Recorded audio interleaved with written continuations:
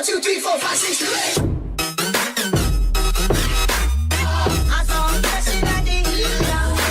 8. Steel Curtain is a giant new roller coaster that will be opening at Kennywood in summer of 2019. The ride is an ambitious project, the first coaster to be themed to a football team. I do not own any footage in this video. The owners will be credited in the video and in the description. But what can we expect from this ride? Here's my analysis of Steel Curtain at Kennywood.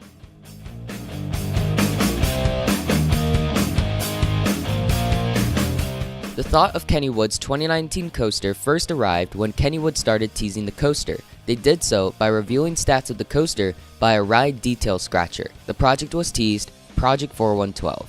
After all of the details were scratched out, Kennywood released a word search. The word search contained words that confused enthusiasts like wood, launch, and even T-Rex. The ride was announced on July 19, 2018. The ride will break 3 records. It will have the most inversions on a roller coaster in America.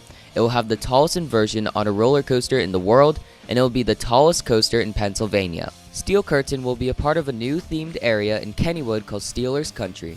Coaster enthusiasts rave about the layout but criticize the theme. No one was really a huge fan of Steel Curtain until IAAPA 2018 came.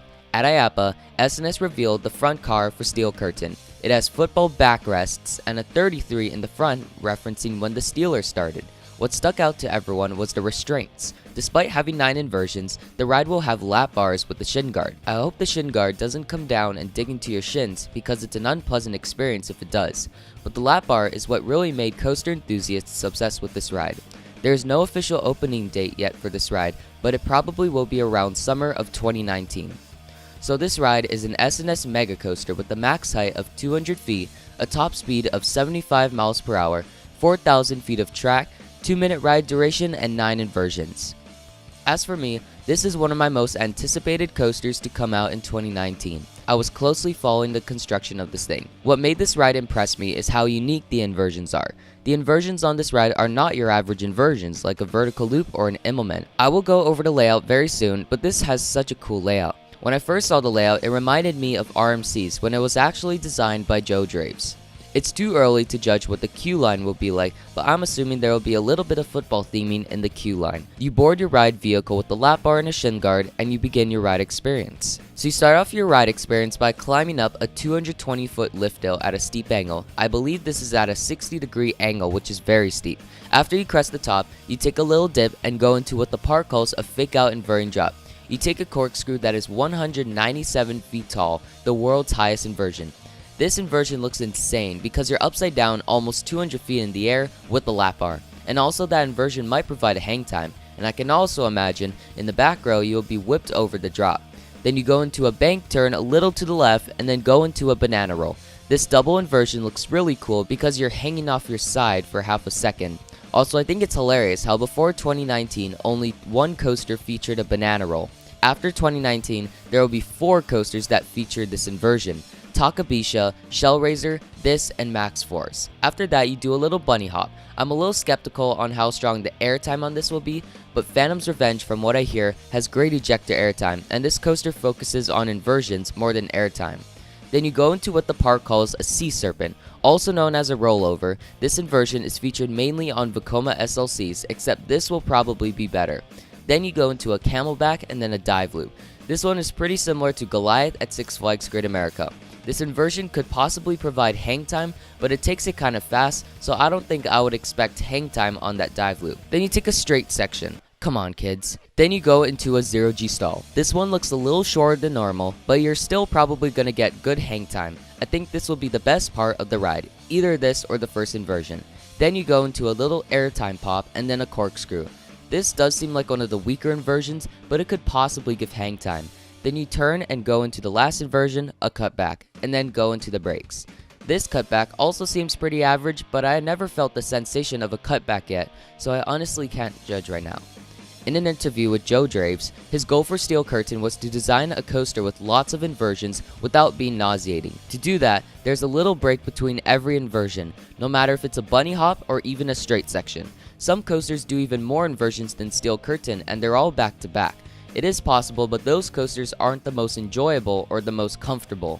He said that he loves airtime and unique inversions, and Steel Curtain has those two things. But what's interesting is that he doesn't like sustained positive G-forces, and I honestly kind of agree with him. Sustained high positive G-forces can be a little uncomfortable for some riders. So he said that between every high positive G moment, there is a break. Like for instance, after the drop, instead of doing the banana roll right away, there is almost like a flat turn that gives riders a little break before the banana roll.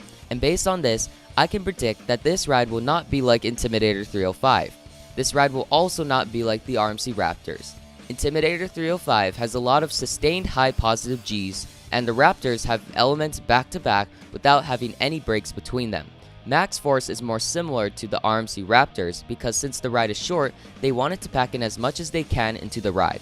Steel Curtain is a long ride, so making the elements back to back would be too much for some riders. Kennywood really wants to attract the locals to the park, so making a ride enjoyable would be better for the park. As for the airtime, you're gonna have a lap bar, so you will feel the airtime, but the airtime doesn't seem that strong. Of course, no one has ridden it yet, but judging by the animation, the airtime doesn't look the strongest, but then again, I like floater airtime. One thing I'm a little nervous about is how smooth the ride is. The track for this coaster is manufactured by Intermountain Lift. They retracked Gale Force, another SNS coaster, at Playland's Castaway Cove, and the ride experience improved a lot. I'm pretty positive that this ride will be smooth, but there might be some patches where there is a rattle. As for the theming, I don't care too much about the theme. I'm not into football, so when I heard the name Steel Curtain, I thought the name sucks. But I guess the ride layout and supports make this ride kinda resemble a curtain. The trains look really nice with the football backrest and the front car too.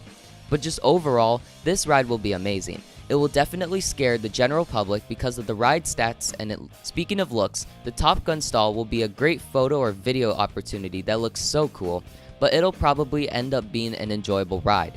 What I'm most excited for on this ride is of course all of the unique inversions that it has. This ride could potentially be the best inversion-based coaster in the world, but there isn't a lot of competition. Its main competition is Helix. This ride doesn't really appeal to GP outside of Pennsylvania, but it will definitely get locals to come to this park. Once this ride opens, Kennywood could have one of the best 1-2 punches out of any park.